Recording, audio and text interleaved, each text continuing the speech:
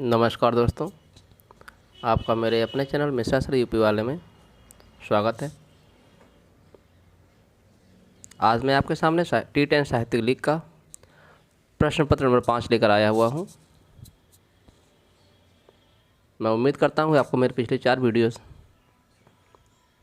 ज़रूर पसंद आए होंगे। जो मैंने आपको उसमें क्वेश्चन दिए थे वो आपके पढ़ाई में सहयोग कर रहे होंगे।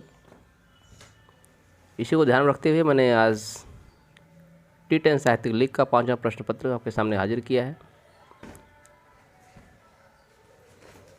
पिछले 4 प्रश्न पत्र की तरह ये भी 5वां भी आपके लिए बहुत ही महत्वपूर्ण है। अगर आपने ध्यान से पढ़ा होगा और देखा होगा कि वही प्रश्न पत्र वही क्वेश्चन हैं जो आपके लिए बहुत ही महत्वपूर्ण हैं। तो हर बार की तरह इस बार भी जो 10 प्रश्न आपके लिए हैं बहुत ही इम्पॉर्टेंट हैं।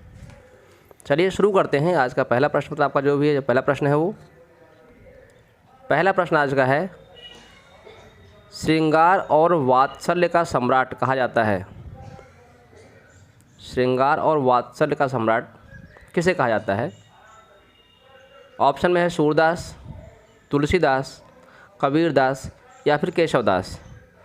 तो बताना चाहूँगा इसका सही जवाब जो है आपका वो है सूरदास। चलिए अगला प्रश्न। अगला प्रश्न है प्रश्न नंबर 2, शिशुपाल वध के लेखक हैं।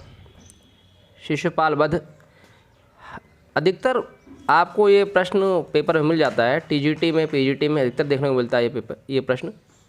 तो इसमें आपके सामने ऑप्शन है माघ, श्री हर्ष, कमलेश्वर या फिर चैतन्य महाप्रभु।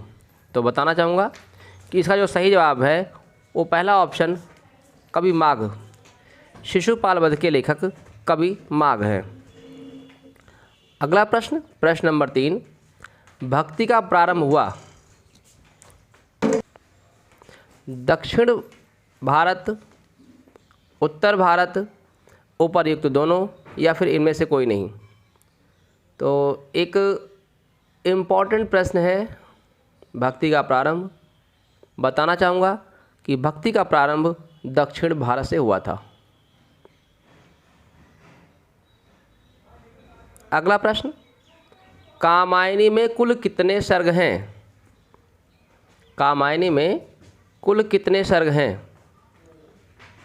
कामायनी के लेखक जयशंकर प्रसाद जी हैं, ये सब लोगों को पता होगा। तो यहाँ पर प्रश्न है कि कामायनी में कुल कितने सर्ग हैं? ऑप्शन में है 15, 20, 18 या फिर 26। तो इसका जो सही जवाब है, पहला ही ऑप्शन इसका भी सही है, कामायनी में 15 सर्ग हैं।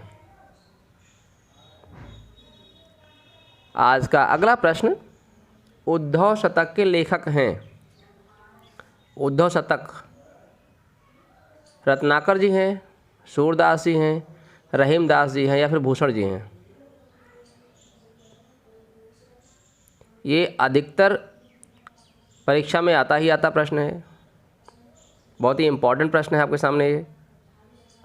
तो बताना चाहूँगा इसका भी सही जवाब पहला वाला ही है, उद्धव शतक के लेखक रत्नाकर जी हैं। अगला प्रश्न, आवारा मसीहा के लेखक हैं। अगर आपने ध्यान दिया हो तो आवारा मसीहा पिछले 4-5 बार परीक्षा में आया हुआ क्वेश्चन है ये। तो ऑप्शन आपके सामने विष्णु प्रभाकर, केदारनाथ, विट्ठलनाथ या फिर जैनेन्द्र जी। तो इसका जो सही जवाब है वो है पहला ही ऑप्शन, विष्णु प्रभाकर, ये वाला ऑप्शन। अगला क्वेश्चन, अगला प्रश्न है कुरु कुरु स्वाहा के लेखक।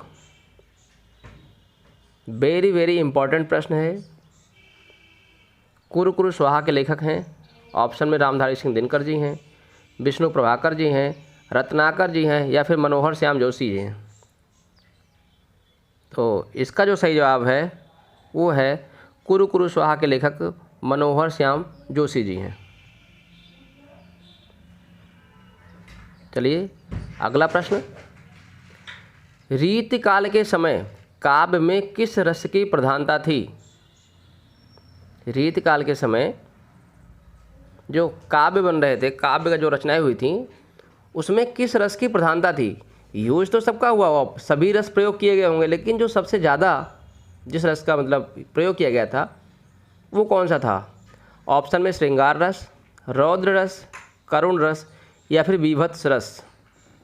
तो इसका जो सही जवाब है ऑप्शन नंबर 1 श्रृंगार रस। श्रृंगार रस की प्रधानता रीतिकाल के जो काव्य था, जो काव्य रचनाएं हुई थी, उसमें रही थी। अगला प्रश्न, शिवा बावनी के लेखक हैं?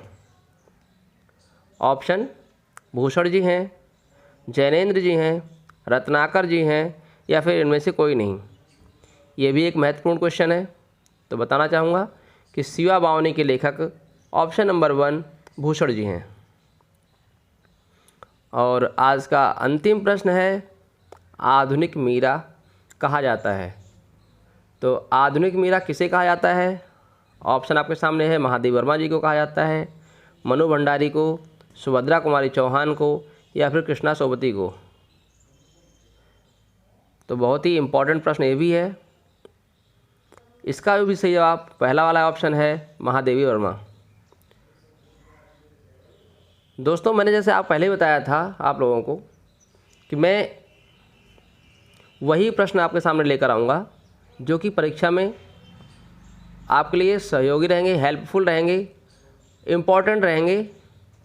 तो ये 10 प्रश्न भी आपके लिए वैसे ही थे जैसे पिछले 4 प्रश्न पत्र मैंने आपके सामने लेकर आया था। तो उम्मीद करता हूँ कि आपको मेरी वीडियो ज़रूर पसंद आ रही होगी। अगर आप मेरे चैनल पर नए हैं तो चैनल को सब्सक्राइब करें, वीडियो को लाइक करें, शेयर करें, कमेंट करें।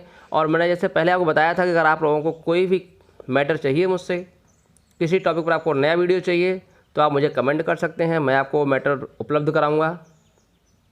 और अपने सभी दोस्तों से एक बार फिर से कहना चाहता हूं कि आप मेरी वीडियो को ज़रूर लाइक करें, शेयर करें, कमेंट करें और चैनल को सब्सक्राइब करें। धन्यवाद।